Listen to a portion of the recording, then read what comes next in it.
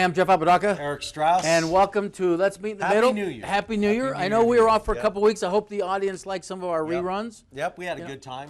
We I did. spent a lot of family time. As we did. We stayed here. We had a bunch of people. Staycation. Well, and you came over Christmas Eve. Yep. Thank you so much. Yep. We had some friends and family over Christmas Eve. Sam Donaldson was And there, then, and yeah, it was a fun time. It was a good time. It was a good Good time. people around you. That's good. Well, that's important. That's a good thing. And let's Yeah. hope 2020 we keep good people around us. Yeah, I hope that's the case. You know, it should be fun. Speaking of good people, in fact, we taped the show, and I just came back from the funeral of City Council Ken Sanchez. Sanchez, yeah. Ken was a great man for Albuquerque, City Councilman for 14 years, and County Commissioner for 20. Served the West Side and really represented Albuquerque, right in the middle. Economic development, did a lot of projects, and he's going to be sorely missed. Yeah, great guy. It's a sad passing. You know, I'm not a big fan of politicians staying in politics too long.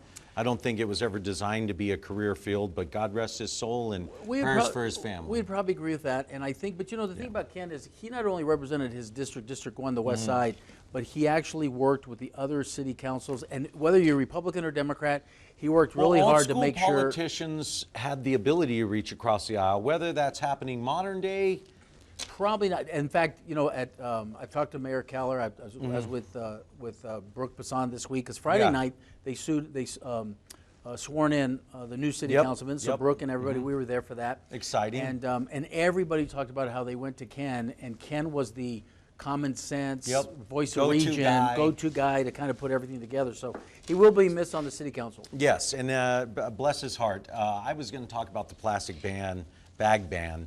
I did like 3 out. People are really upset over this, by the way. Well, you know, first of all, I know you're gonna kind of laugh at me, but you know there are hemp bags out there that are recyclable, by the way. Sure, hemp and bags, obviously, I'm in the hemp business now. We're manufacturing processing. How about the government not mandating how business does business? How about that one? Well, and I don't disagree with that. I think the plastic bags are going to hurt certain businesses. It's going to cost more money, absolutely.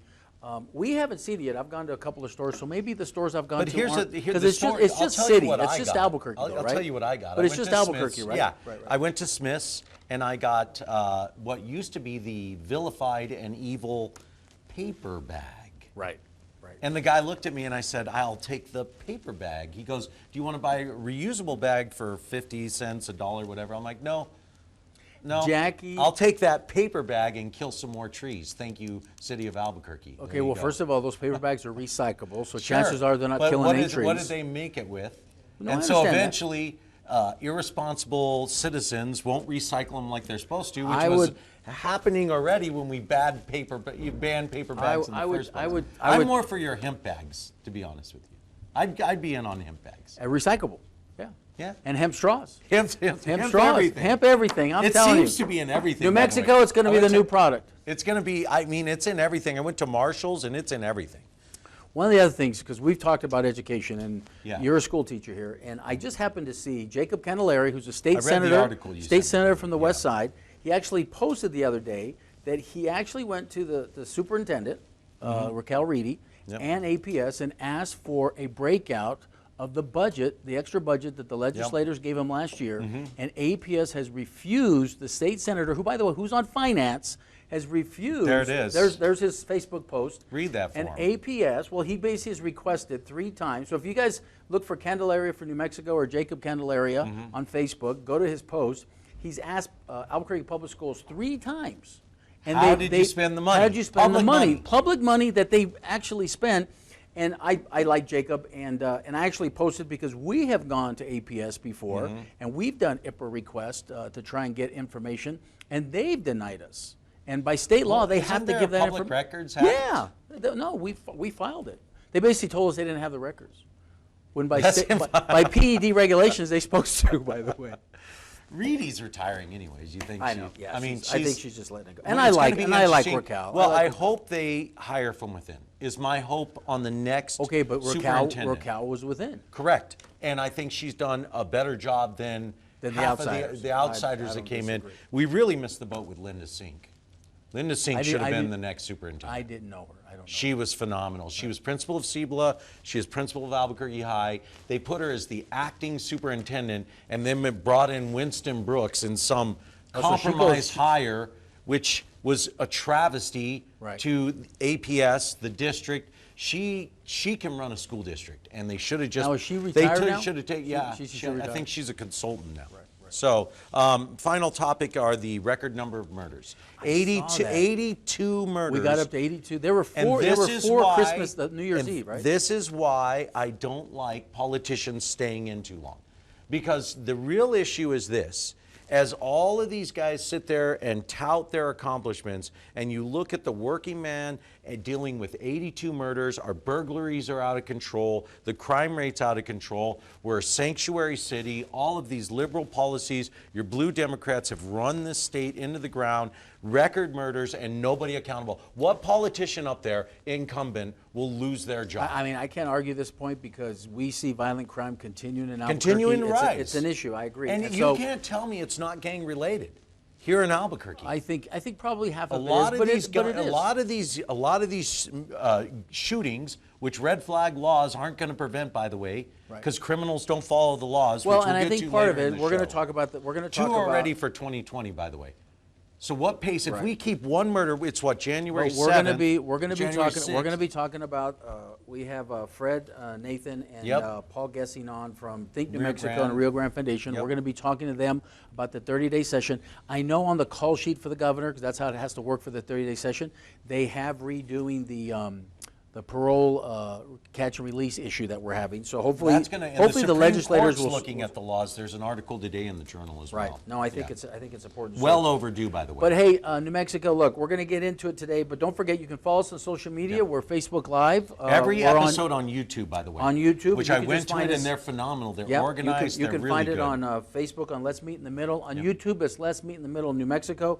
But hey, let's get started. Let's meet in the middle. In a time of a divided America, 2 people from different points of view sit down to talk about the problems, to talk about ideas, to talk about life, and to find common ground. It is now time for Let's Meet in the Middle with your hosts, Eric Strauss and Jeff Apodaca. Welcome back to Let's Meet in the Middle. Joining us now is Fred Nathan, from the executive director from Think New Mexico, which I get your Think New Mexico things to the radio station they send them. So I get your Think New Mexico. He sends out a wonderful... Oh, no, they do a great job. And I'm sure there's ways to sign up. Maybe you could tell people how to get that. And Paul Gessing, founder of Rio Grande Foundation. So before we came on air, they just released the governor's budget, well, and let's remind everybody we're talking about the 30-day session coming up. 30-day session. And we're going to be talking about that. And, to remind our viewers that the 30-day session is really constitutionally only about the budget. Supposed to be. So the governor has the authority to call up things, which they do every year. So that's really what we wanted to have you guys on today to talk about. Some of and so far, an 8.4% increase over last year's spending, which it seems like every time there's a governor in charge, it's about 12%. The spending goes up, the taxes go up, the administration goes up. But where do you want to start with the 30-day call sheet? You want to start on the budget and the increase in spending? Yeah. The $7.7 billion budget? Yeah. Democrats, you got to love the spending. When Governor Martinez left office, the general fund budget was $6.3 billion. So now we're, approximately 1.5 up from that. And I just contrast what happens here in New Mexico with what happens in Colorado, our neighbors to the north. Long-term, much more fast-growing, strong-growing state. They have an income tax cut coming into play, 4.63 to 4.5, thanks to their restrictions on spending. They're not going through the same oil boom we are, so they don't have quite the amount of revenue that we have in New Mexico. These are unique, special times in our state. And a big part of what the Rio Grande Foundation is really concerned about is taking advantage of this one-time opportunity for initiatives that we think will really change New Mexico for the better long-term for our children and grandchildren. So for our viewers, really on her call sheet and out of this budget that she's requesting at $7.7 billion, we're going to be hearing a lot about the Opportunity Scholarships, which is her free college for everybody, 55,000 students, $35 million per year. We're also talking about, now this is something I kind of agree with, $320 million, not to spend, but create an endowment for early child education. I think that's a smart idea. They're not spending that. They're putting that money aside, so there's no more fighting over early child funding, right? So I think that's a good idea. And then they talk about tax reform, things like that. One of the things that is going to be a hot topic is legalization of marijuana. And we've had many experts on for this. Talking about legalization, I want to hear where you guys stand, because I think, Paul, I think you agree with it a little bit. I personally, I sat with Pat Davis last week and talked a little bit about the hemp and the cannabis industry in New Mexico. Pat feels like they'll get the votes, but he does agree. Between the Republicans and the Democratic senators last year, they've lost 13 votes within the Senate, but they think they can get about 8 or 9 back, so they might be 2 or 3 votes short to get it to the governor's desk, which she said she will sign. Where does your organization stand on the legalization? And we'll start with Paul, because I know that's going to be a hot topic for the next 30 days. We do support it. We don't support the state-run liquor store model that was discussed in the session last year in 2019. That would be a total disaster in our opinion. Colorado is, generally speaking, the model that we think makes the most sense, with some tweaks to New Mexify it and regulate it to make sure it doesn't become a problem in local communities. But I think it is a worthwhile thing to do. We should not be sending people to jail for ingesting marijuana into their bodies. And I recognize that the state's going to want its cut. It would be great for once for New Mexico to undercut Colorado on taxes, to have lower tax rates than Colorado does. But it's not going to happen. Fred, where do you think New Mexico? I don't know if you guys have really ever covered this topic, but yes. And I should preface this: we don't have an official position. It's not something that we've ever studied. But I'll give you my personal opinion, based on the fact that I have 3 teenagers. I have real concerns that we're going to, in a state that already has an epidemic with opioids, already has severe and chronic alcohol problems, not just DWI, but cirrhosis of the liver, fetal alcohol syndrome. But it seems almost inevitable, and I do agree with those that want to legalize that. We're just breeding disrespect for the law, which is never a good thing. So my position personally would be, if we're going to legalize this, then let's heavily regulate it. And what a lot of people don't understand about this issue is the marijuana that our generation, just broadly speaking, I'm nearly 60, it's like 1/4 or 1/5 the potency of today's. So I would regulate the potency of it and say, if we're going to legalize it, we need to bring down the potency, because the scientists say that among adolescents who smoke a lot, it creates cognitive problems later off in life. Well, I'll tell you, the more they smoke it, the more potent they want it, the more high they want to get. It's like alcohol. You always start with a beer, then you move to shots, because they always want to model it after alcohol's legal. So let's make and see why the recreational. I'm on your camp for the hemp and the cannabis and the medical. Why do we need medical cannabis? Why do we need recreational marijuana in a city that's ravaged by crime, murder, poverty, alcoholism, opioids, gangs? Let's add pot. Great. Well, what could go wrong? A couple of things. Well, let me get 2 cents in here, because a couple of things. Fred, one, my dad signed the Medical Marijuana Act in 1978. In 1980, I actually used medical marijuana to get through chemotherapy.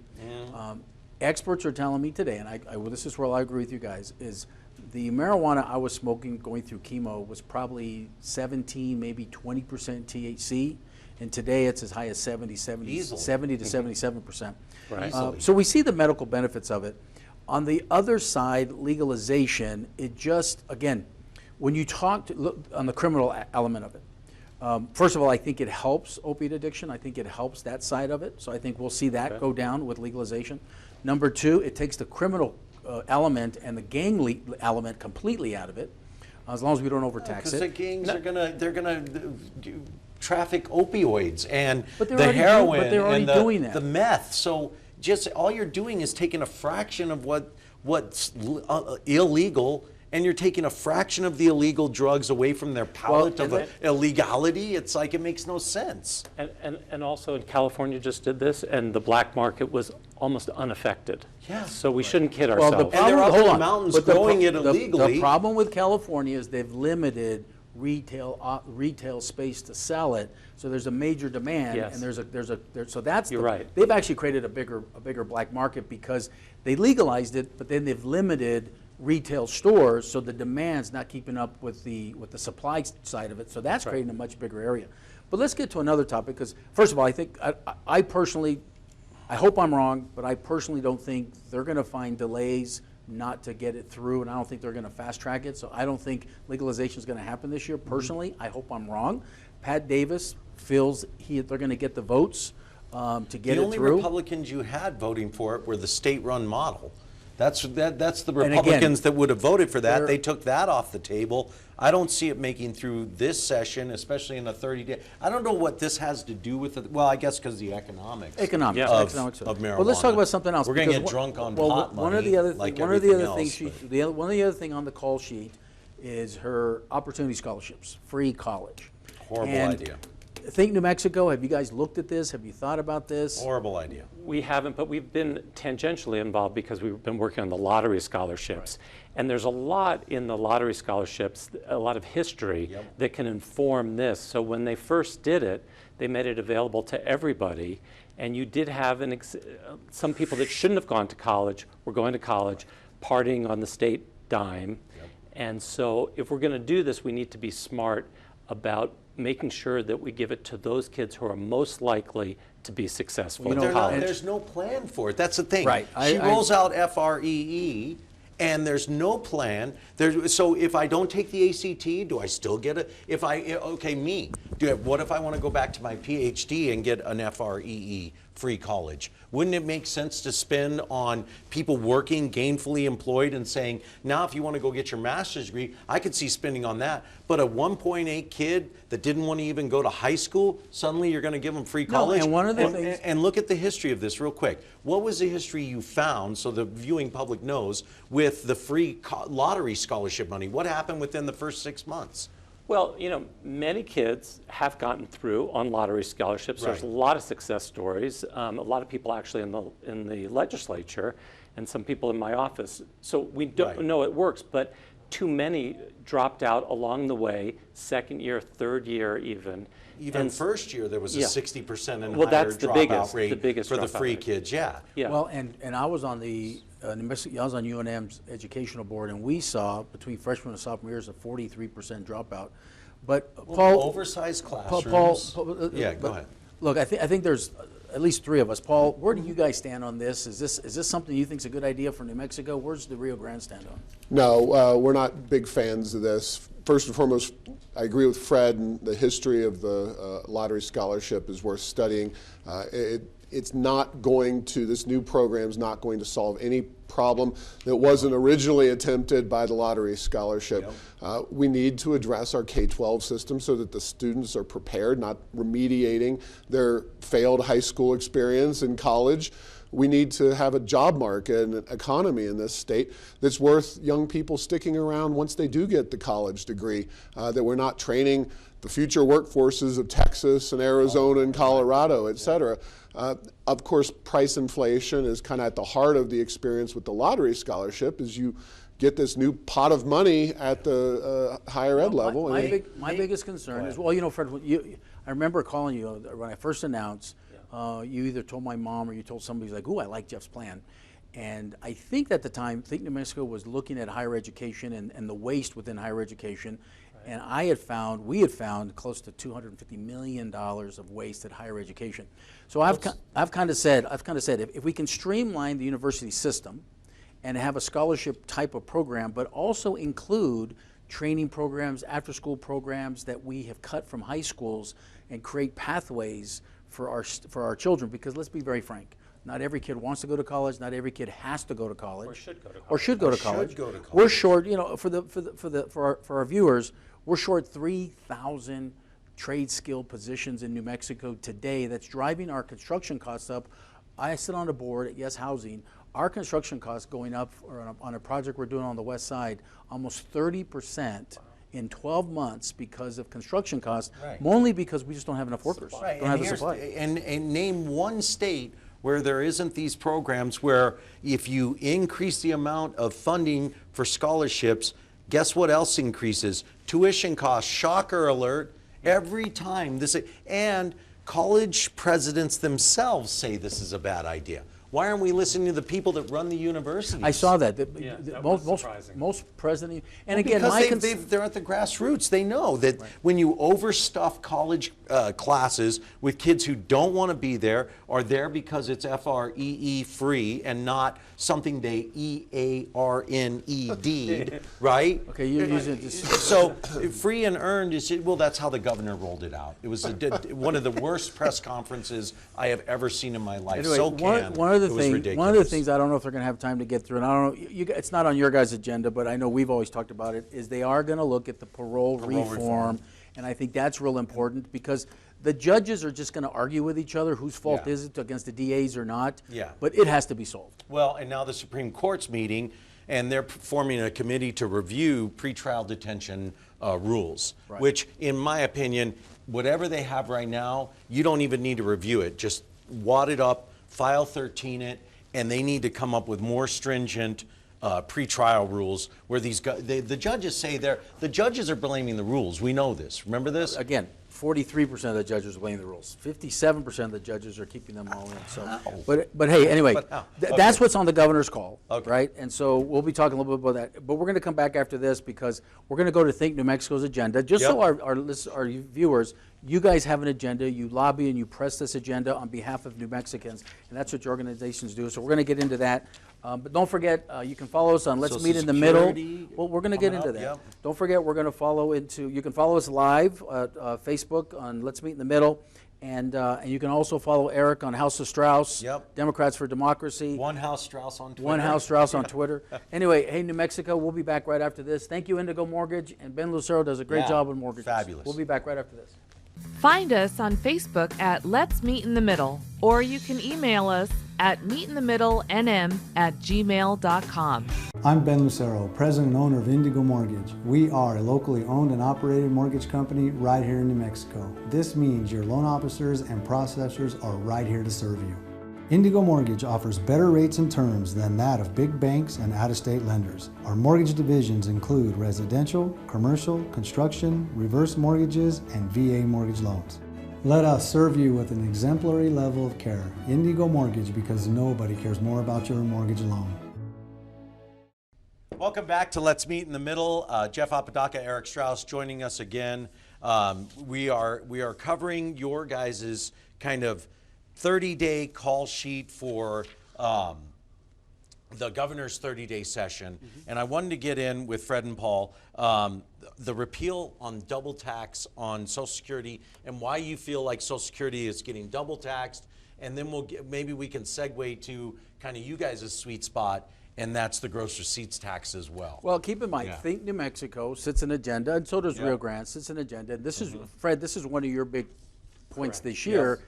And I think we've all, because we're one of 7 or 8 states 13 states that tax Social Security.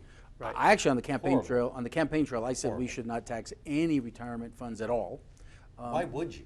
Well, let's talk about that. Fred. So let's talk the history first about it. Yeah, sure. Because we didn't used to. That's right. This started in 1990. Page 29 of a 30-page complicated tax bill. For the first time, tax Social Security benefits in New Mexico. And you're correct, only 13 states tax it. But of the 13 states that tax it, we're the second harshest. Right. And there's a fairness issue here. There's no other government benefit that we tax, not Medicare, not Medicaid, not food stamps, not TANF, but we tax this, which makes no sense.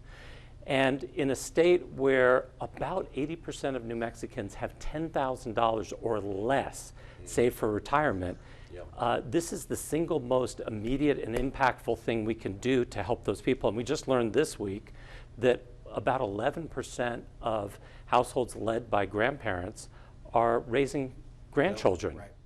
The parents are not in the picture. That's the new census numbers that just came out. Exactly. Right. So there's the fairness argument. There's also a double taxation argument, which you alluded to, which is, and a lot of people don't realize this, but when you work and earn money, your money is deducted for Social Security, but you're also taxed at that point.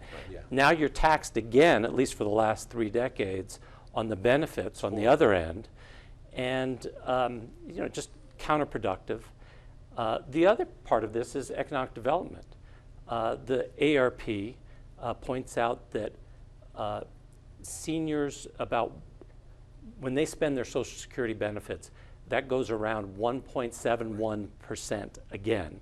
So that's a multiplier effect. It would be good for the economy to take this tax off.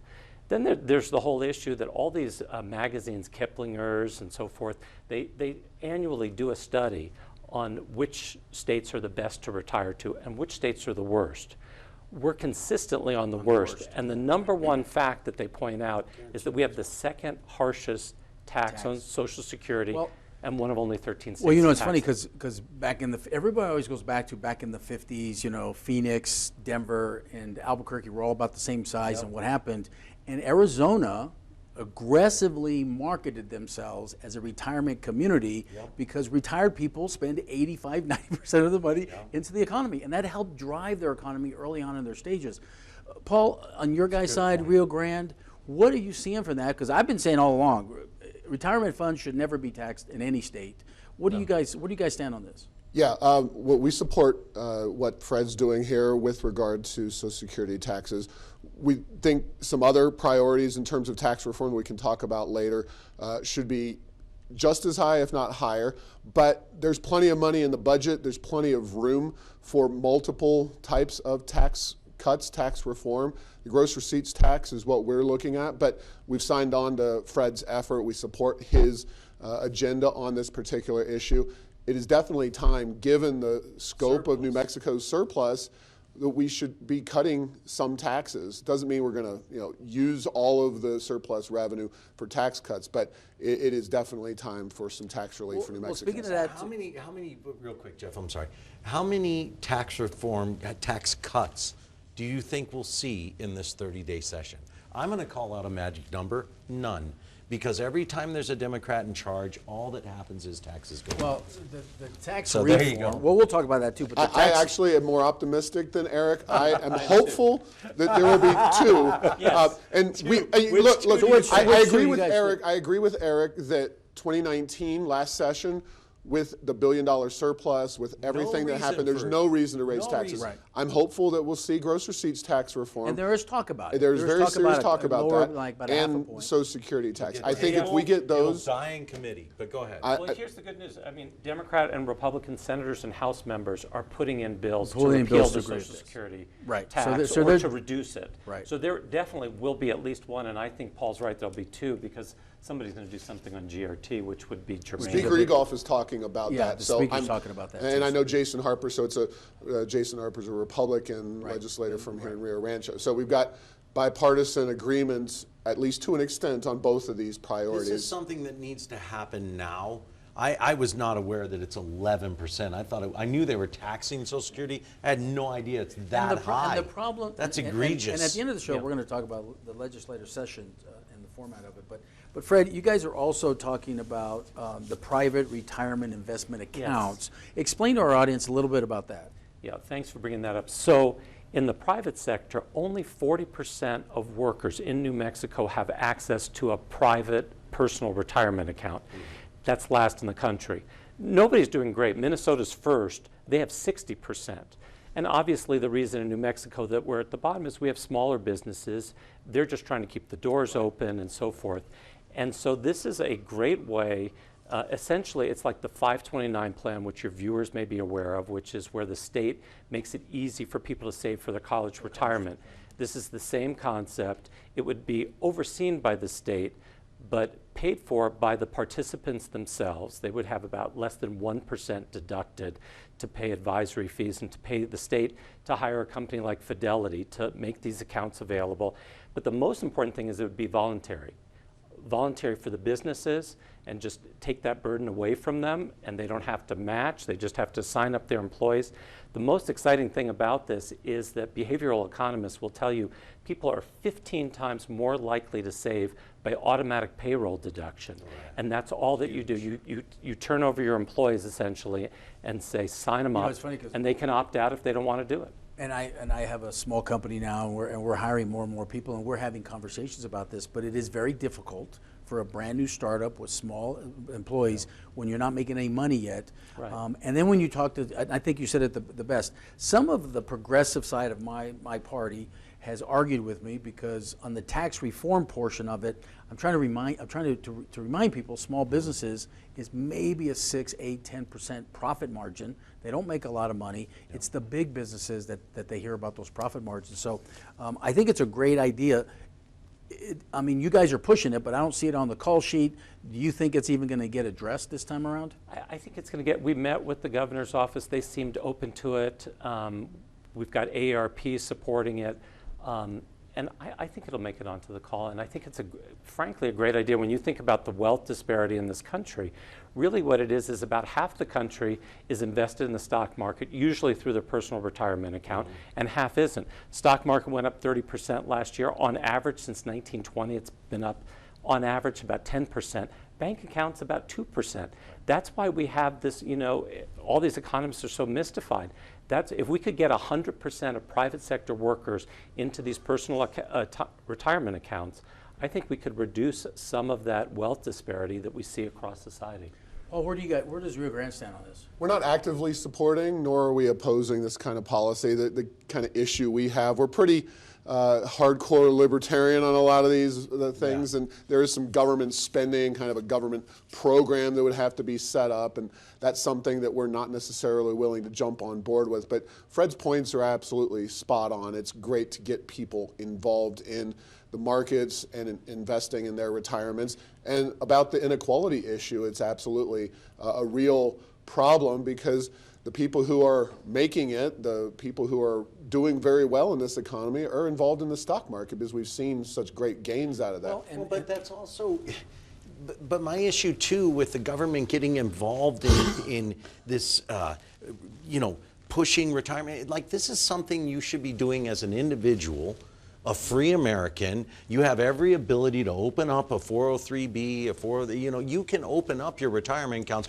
Most competitive businesses have these. And at what point do we say, hey, it's your responsibility to save for a rainy day?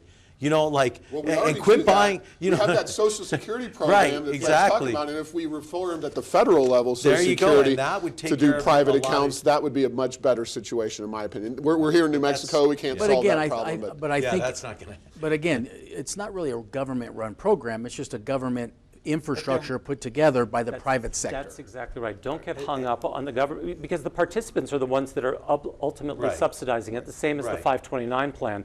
State government's not paying for that.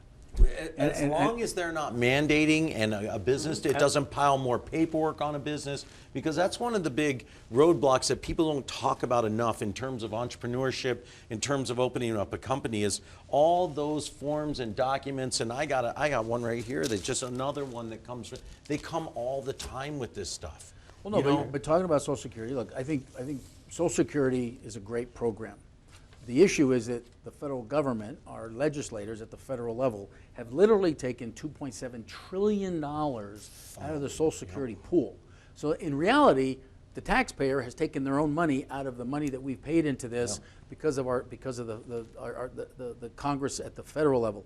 So it's like, hey, Congress, let's put the 2.7 trillion back in, and Social Security's fine. Where you took it. Right, but as you can see, but here's one of my issues as we started the show, is that politicians rarely want to cut programs or save money or give money back to the taxpayer. It's always, here's a surplus, let's tax and spend more and more and more, and it's on both sides of the coin. One thing I wanted, because I know it was on your agenda in the past, not this time around, we talk about it all the time, capital outlay.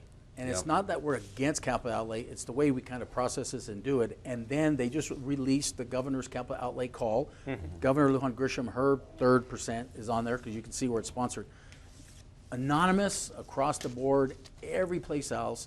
Is there any push, in this short session I don't see it, but is there any push down the road that you see capital outlay is ever going to change? I think it's going to change next year in terms of the anonymous nature of it. Right. I think there's a groundswell now, particularly among the younger legislators who can't believe this system, that the public's not entitled to know how their tax dollars are being spent. We almost passed it last year. It passed unanimously in the House, failed in the Senate by like 1 or 2 votes. And I think after this next election, it will come back. and it will, for the first time, the public will be able to find out who's paying for these, doggy drinking fountains in Las Cruces, your hometown, Right. and zoo animals in Clovis, and some of these other things that aren't even infrastructure. But I agree with you. I'm in favor of, we need infrastructure in the state, but the way we do it is crazy. It's crazy. It's crazy. And And for our audience, because the way we do it, almost $2.5 to $3 billion sit around in bank accounts for the banks, not helping us on an average of 6 years. So. Well, there's two issues. There's the transparency issue, and then there's the merit issue. None of these decisions are based on urgency or merit. It's just so your viewers understand, it's like taking a pie and splitting it into 112 sections, and then they just spend it. Everybody gets to get their favorite piece of the pie. Right, and we're not looking at what are the most important things for health and safety that need to be funded right away, and what are our priorities. Well, we're going to be back after this break. We're going to come back. We're going to talk about Rio Grande Foundation's agenda for the session. So we'll be back right after this. Get along down the road. We got a long, long way to go. Scared to live, scared to die. We ain't perfect, but we try. Get along while we can. Always give love the upper hand. Paint a wall, learn to dance. Call your mom, buy a boat, sing a song, make a friend. Can't we all get along? I'm Ben Lucero, president and owner of Indigo Mortgage. We are a locally owned and operated mortgage company right here in New Mexico. This means your loan officers and processors are right here to serve you. Indigo Mortgage offers better rates and terms than that of big banks and out-of-state lenders. Our mortgage divisions include residential, commercial, construction, reverse mortgages, and VA mortgage loans. Let us serve you with an exemplary level of care. Indigo Mortgage, because nobody cares more about your mortgage loan. Welcome back to Let's Meet in the Middle. Joining us again, Fred and Paul, the Rio Grande Foundation. We want to get to more of your agenda. Specifically, let's talk about state para pension fund reform. And let's start there, and then we'll work our way through kind of your big hitters for the 30-day session. Absolutely. Well, to her credit, Governor Lujan Grisham has put on the table the issue of reforming New Mexico's pension system, one of the two systems, I should say, Public Employee Retirement Administration, PERA. The other one is the ERB, which is the educator-oriented one. So this is more general public employees. It's underfunded to the tune of about $6 billion, and we need to address that situation. It's funny, you could almost call this the retirement show, because we talked about Social Security, we talked about... And just so our audience knows, this is the pension funds for state employees, teachers' employees, people that have worked for state government and now get a pension on retirement. Those funds are about 40% underfunded? Yeah. Somewhere in there. And so there's some basic approaches that can be taken. There's money coming out of the kitty, the taxpayer dollars. That's a prerequisite, but not something that we are super excited about. There's more money contributed by employees, government employees, and that's something that I think definitely needs to happen. There's assumptions that are made about those future returns, and public employee pensions across the country have been notorious for overestimating the returns that they're going to achieve. Why do you think there's a shortage right now? Is it the guys running the fund? Is it the bad investments we've done? Like, why isn't the fund kept pace? For both of you, because we've all talked about it. Why do you guys think the fund hasn't kept pace with where we need to be? I would say, first and foremost, it's been an unwillingness on the political class to contribute what they need, because that's a line item in the budget. Right.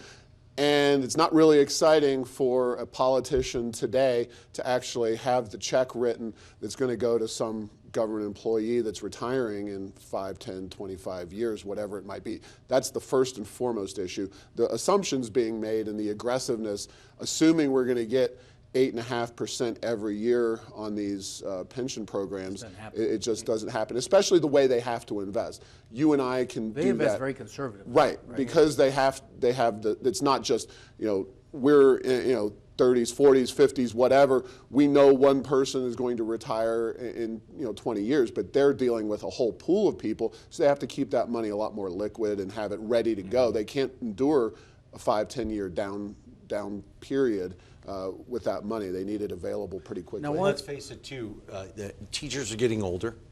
Not enough young teachers are coming into the system. Right. You have a shortage of 200 to 300 teachers, and they were bragging about cutting it by like 30%, you know, hiring 30% of the 100% of teachers they need. And so new money's not coming into the system is another big problem. Well, that's the ERB. Yeah. That's a different issue, which we do think should be on the table for reform, but we're going to take this one bite at a time, and hopefully you get pensions at the public employee level now, outside of education. Now, done. Paul, one of the things on your guys' agenda, we talked a little bit on the last segment, the GRT reform. You're hoping it drops down a little bit. And I know there's been a big push, and the governor's put a committee together of reforming the complete tax code, and we talked about that on the campaign, that our state has just a wacky tax system. We need to restructure the entire system. Now, personally, I don't believe in a 30-day session it's going to get, they're going to do anything about it. Lowering the GRT by a half a point that they're talking about might get done. Where do you guys stand on that, and where are you guys on the So the GRT reform is more than just reducing the rates. What the real issue is that the GRT taxes business inputs, especially services provided by contractors. So Rio Grande Foundation or Fred's Group, we're pretty small. We don't pay a full-time bookkeeper. If we hire a bookkeeper in Albuquerque or Santa Fe, we have to pay them 7.875% here in Albuquerque and whatever the rate is in Santa Fe. That's on top of all the FICA and all the other federal taxes that person has to report. If I hire a bookkeeper based in Colorado, they do pay the FICA and all the federal taxes, but they don't pay that we don't pay that 7.875 here in Albuquerque. And when you are just by the tax code making New Mexico small businesses uncompetitive, that is a horrible situation. No, and I agree, because one of the things working in the business community, look, I ran media companies and TV stations all over the country. We literally never centralized our accounting system in New Mexico because New Mexico is the only one, our GRT, that even systems just don't work that way. And I try to explain to people, I don't think people realize in New Mexico this isn't a sales tax. No. This is a gross receipt tax on all services across the board. It hurts small business. It hurts us competitively. Any New Mexico business that wants to do business outside the state of New Mexico is automatically 8 to 10% in the hole just to be competitive. So that's why local businesses can't really compete in the region more than anything else. Absolutely. Everything you said is spot on. And talking broadly about the tax code, our personal income tax is not out of line with our neighboring states. Our property taxes are pretty low, which is kind of in line with our neighboring states. And I'm excluding Texas from this because they have no personal income tax and pretty high property taxes. But I'm talking Colorado, Utah, Arizona, et cetera. It's the gross receipts tax that uniquely makes New Mexico very business unfriendly. And if you're a small business or entrepreneur, you're starting, Bill Gates, Microsoft, I know that was a long time ago in Albuquerque, but if you're starting that business here in New Mexico, you're not hiring automatically the bookkeeper, the attorney, this, that, and the other thing. And so you're getting taxed out the wazoo on those things. You talked about small businesses, their margins are what, 8 to 10%? Well, you're basically flushing that down the toilet in the form of taxation. So if we can get that contractor issue done this session, it will be a huge win for New Mexico business. We looked at a plan that's pretty simple, and I got attacked by some of the progressives on our party. But we looked at a plan of, first of all, out of the $7.7 billion, $400 million comes from small business, corporate tax. Big guys don't pay it. So our proposal was, let's eliminate the corporate tax. Brian Egolf agreed with us on that, so I think there's a push there. Eliminate that saves small business 6%. It's about $400 million. Increase people's property tax about 2%. That means all the big boys are paying more property tax. And then change the gross receipts tax to more of a sales tax and get rid of the 308 exemptions. You would literally help small business by almost 20%, and you would generate about $600 million more in tax revenue for the state. That's a pretty simple tax reform. Except you have a lot of people in the state that are land rich, cash poor, who would fight the property tax, which is revenue that you By the need way, to. Commercial property tax, not residential. Oh. Okay. Yeah, let me clarify. Commercial property That's tax. an important distinction. Yeah, exactly. Business, commercial property tax, not residential. But this all goes to the larger point, which is we need a tax system in New Mexico that looks like the rest of the country. We're out of sync on so many things, Social Security being a big example, GRT being an example. The broader goal should be to have a tax system that looks like the tax system in other states. Let me ask you, because Paul, one of the things that we talked about that I think you guys are pushing, that we have these surpluses. So Rio Grande is actually pushing, give some of that tax money back to the taxpayer. Where are you guys with that? Do you think that's going to come to? Because Bill Richardson did that, right? Governor Richardson did. He did. He did checks, kind of one-time, like $500 or something deal. Like that? Yeah. And I think that's the only time I've ever gotten a check living here. That's a third best option. Social Security and gross receipts tax. I think those should be the primary focus because they're not just one-off issues. They are permanent reforms that are going to make us more attractive, more competitive. Certainly, some way, somehow, New Mexico taxpayers need to share in this surplus. Here's my issue with that, because we've seen that. When Governor Richardson did that, we saw no boost into the economy. There might have been a boost for like a couple of weeks. Well, it was done in like 2007 or 2008, right before the whole national economy. But historically, when you look at those kind of programs across, when you look around the country and those kind of programs, $500 isn't going to change somebody's life that much. Whereas if you put $500 towards more nurses, more services, more something, or even a tax credit or tax break, I see those programs working more. So I just don't see how that's going to help the economy. Might help boost it for the month, won't help it for the long term. Well, like I said, it is the second best option. Are you guys looking at anything like that? No, we're just focused on the Social Security and just getting that repealed if possible. I think that would be huge if you could even pull that off. Quick thoughts on free college. It's just a bad idea. We need to focus on getting our K-12 system in gear, and we need to focus on job opportunities for young people. Maybe there should be a requirement that you spend a couple years working in New Mexico if you get the free college benefit. Our proposal is 7 years. Give New Mexico back 7 years. Whatever Jeff says. Then I might go with it. We got about 30 seconds left, Fred. Anything from Think New Mexico? Well, if people are interested in this issue on Social Security, I want to encourage them to go to our website, and they can contact their legislators from our Action Center, and that's at www.thinknewmexico.org. Thanks. We're at RioGrandeFoundation.org as well, and people can track the legislative session and how their legislators are voting on freedom issues at our Freedom Index. And don't they do a good job. And don't forget Paul's podcast, Tipping Point. Tipping Point, New Mexico. The best guest you've had on so far is Jeff Apodaca. Come on, man. Anyway, I did do that. Dude, you and your ego. We need a third chair for your ego. Anyway, thank you guys so much. I hope this was informative because I thank you guys so much for this. But great information today. Thanks for coming having on. us. I appreciate it. We'll be back right after this. I'm Ben Lucero, president and owner of Indigo Mortgage. We are a locally owned and operated mortgage company right here in New Mexico. This means your loan officers and processors are right here to serve you. Indigo Mortgage offers better rates and terms than that of big banks and out-of-state lenders. Our mortgage divisions include residential, commercial, construction, reverse mortgages, and VA mortgage loans. Let us serve you with an exemplary level of care. Indigo Mortgage, because nobody cares more about your mortgage loan. I am a nurse, a firefighter, a college student, a mother, and I am an American soldier.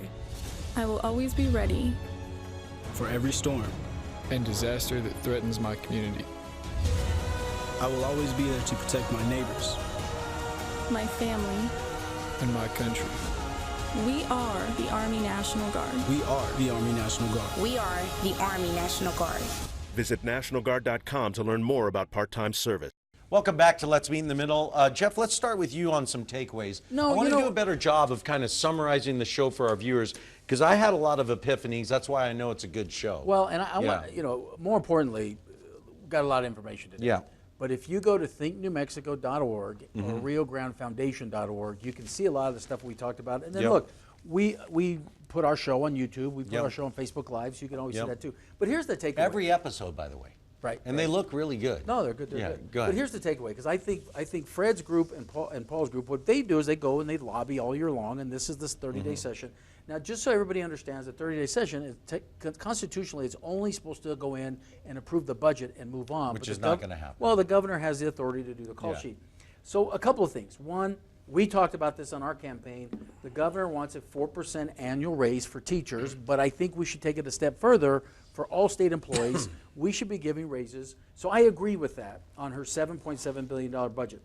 The $320 million, okay, go ahead. The $320 million endowment fund for early education it's not spending $320 million. She's taken a chunk, a third, basically, of our surplus, of our oil and gas surplus, and she's going to endow it and create a new fund so there's no more fighting over the $26 billion that we have about we now can fund early child education.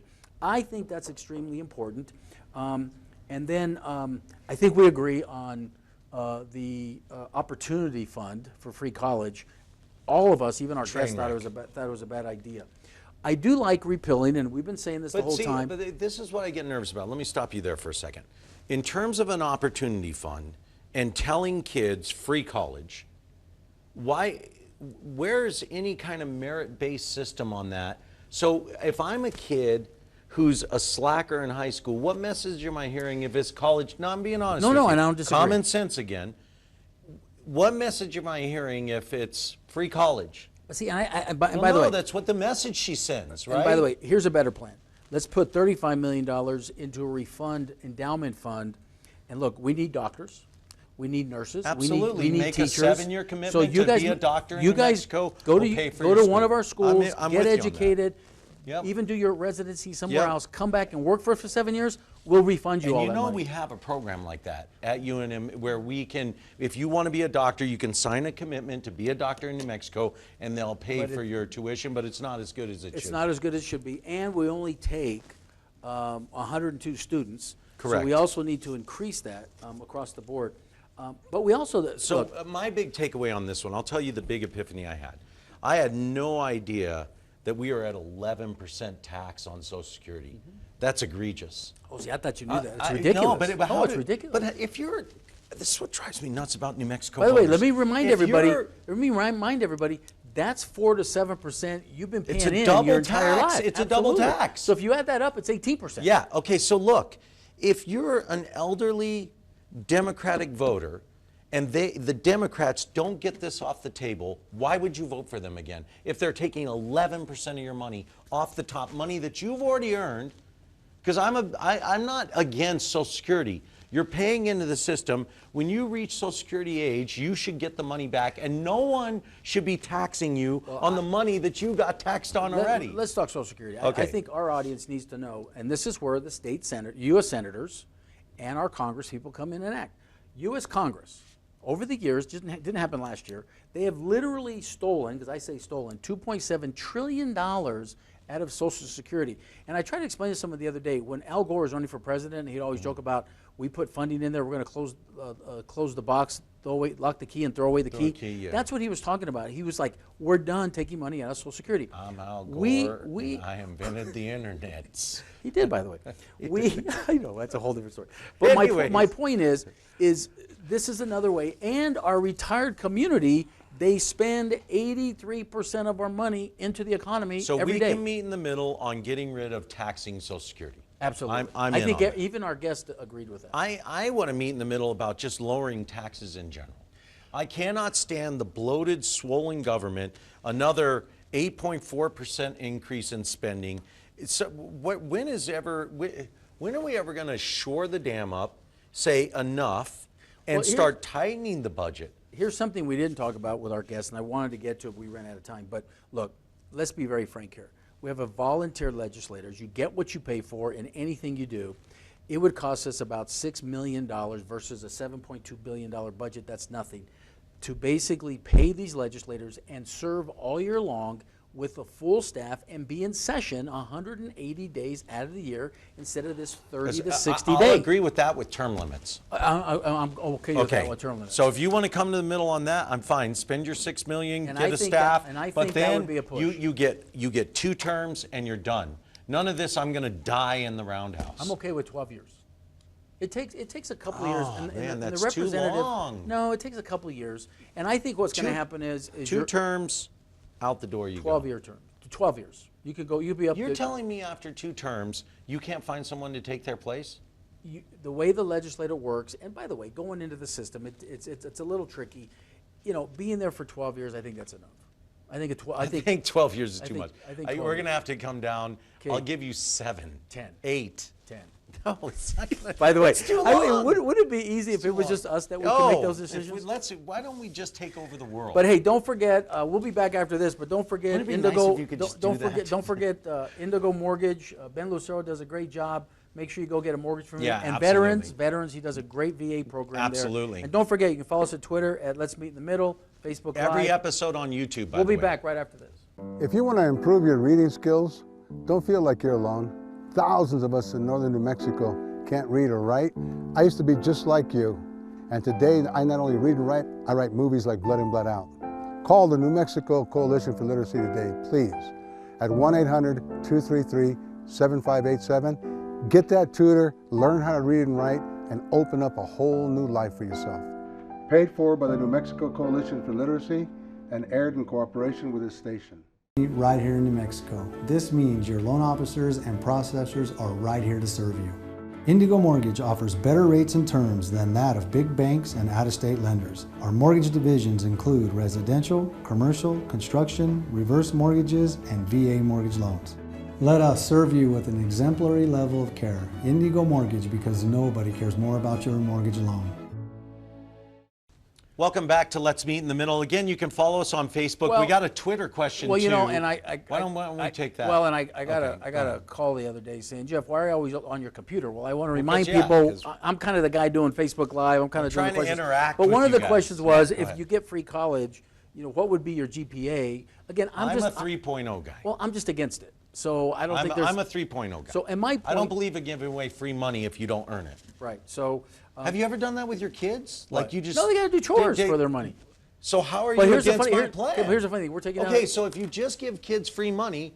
And you say, oh, you don't have to do the dishes. You're not part of this house. Are you serious? That doesn't happen in my household. Right. Right. So why would you want it for our state? Again, I'm out for the opportunity scholarships. Okay, good. The so other question. Well, the whole thing. Yeah, okay, go ahead. The other question. Well, and again, then let's bring these programs back for trade skills, for after-school programs, things I'm like all that. In. Yeah. If a kid wants free welding school because there's 600,000 shortage of welders in Texas, Governor Lujan Grisham, Brian Eagle, Peter Worth.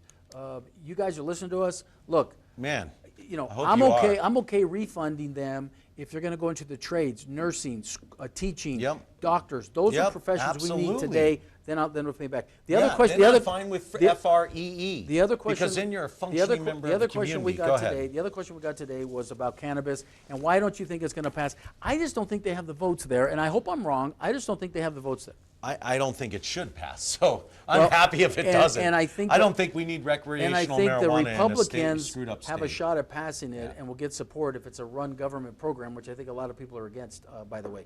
But hey, I think they're throwing that out the window. No, I do think so too. But anyway, but don't forget, every week we're on Facebook Live. You can find us on YouTube and Twitter. House of Strauss. Yep. Go out and make a difference in the world. Hey, New Mexico, never give up and always find a way. God bless you.